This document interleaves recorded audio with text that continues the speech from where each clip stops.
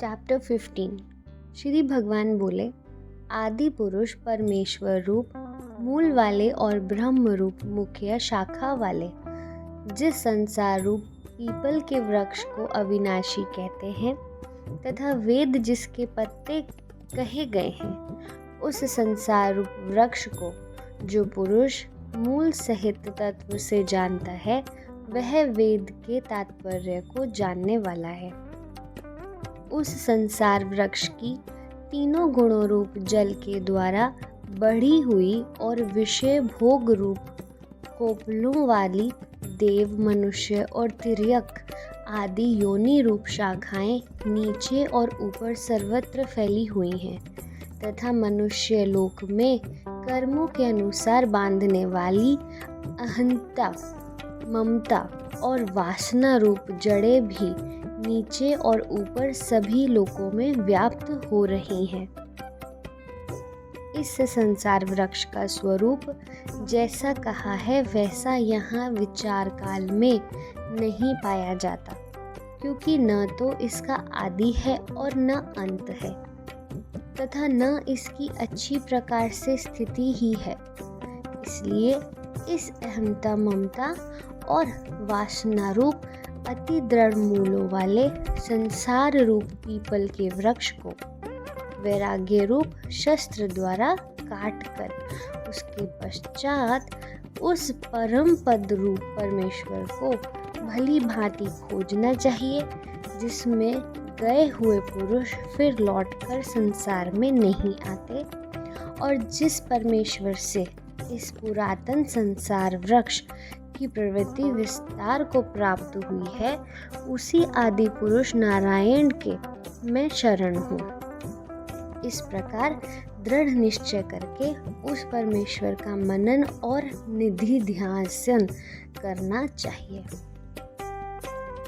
जिसका मान और मोह नष्ट हो गया है, जिन्होंने आसक्ति रूप दोष को जीत लिया है, जिनकी परमात्मा के स्वरूप में नित्य स्थिति है और जिनकी कामनाएं पूर्ण रूप से नष्ट हो गई हैं, वे सुख दुख नामक द्वंद्वों से विमुक्त ज्ञानी जन उस अविनाशी परम पद को प्राप्त होते हैं। जिस परम पद को प्राप्त होकर मनुष्य लौटकर संसार में नहीं आते, उस स्वयं प्रकाश परम पद को न सूर्य प्रकाशित कर सकता है, न चंद्रमा और अग्नि ही। वही मेरा परम धाम है। इस देह में यह सनातन जीवात्मा मेरा अंश है और वही इस प्रकृति में स्थित मन और पांचों इंद्रियों को आकर्षित करता है।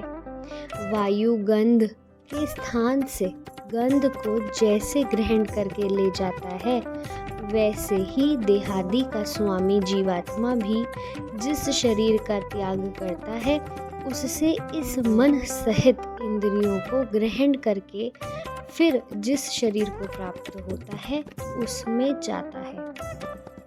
यह जीवात्मा श्रोत्र, चक्षु और त्वचा को तथा रसना, घ्राण और मन को आश्रय करके अर्थात इन सबके सहारे से ही विषयों का सेवन करता है।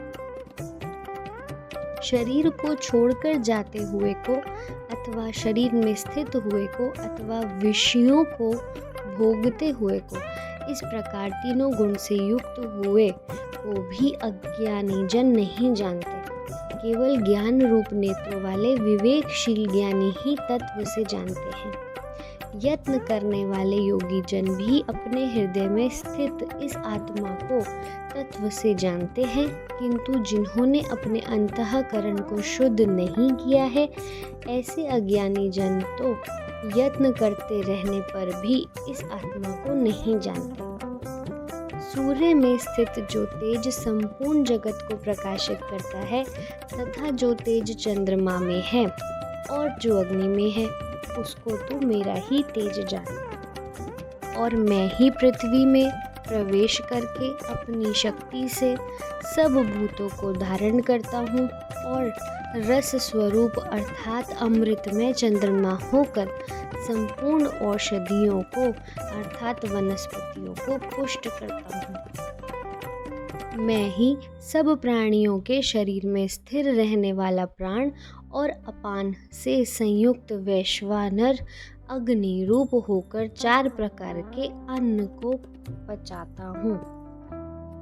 मैं ही सब प्राणियों के हृदय में अंतर्यामी रूप से स्थित हूँ तथा मुझसे ही स्मृति, ज्ञान और अपोहन होता है और सब वेदों द्वारा मैं ही जानने के योग्य हूँ तथा वेदांत का कर्ता और वेदों को जानने वाला भी मैं ही हूँ। इस संसार में नाशवान और अविनाशी भी ये 2 प्रकार के पुरुष हैं। इनमें संपूर्ण भूत प्राणियों के शरीर तो नाशवान और जीवात्मा अविनाशी कहा जाता है। इन दोनों से उत्तम पुरुष तो अन्य ही है, जो तीनों लोकों में प्रवेश करके सबका धारण पोषण करके तथा अविनाशी परमेश्वर और परमात्मा इस प्रकार कहा गया है। क्योंकि मैं नाशवान जड़ वर्ग क्षेत्र से सर्वथा अतीत हूँ और अविनाशी जीवात्मा से भी उत्तम हूँ, इसलिए लोक में और वेद में भी पुरुषोत्तम नाम से प्रसिद्ध हूँ।